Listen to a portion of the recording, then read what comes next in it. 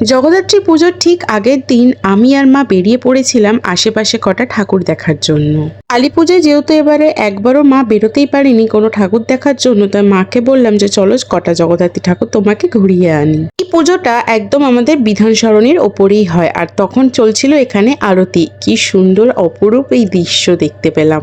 কি বিশাল বড় জগদ্ধাত্রী ঠাকুর, ক্যামেরায় কতটা তোমাদের বোঝাতে পারছি আমি জানি না, তবে সামনে থেকে কিন্তু অনেকটাই বড় লাগলো। তারপরে আমি আমার বন্ধুদের সাথে গেছিলাম জগৎ মুখার্জি পার্কের এই অসাধারণ প্যান্ডেলটা দেখতে। তবে ওদের এবছর ছিল 50 বছর।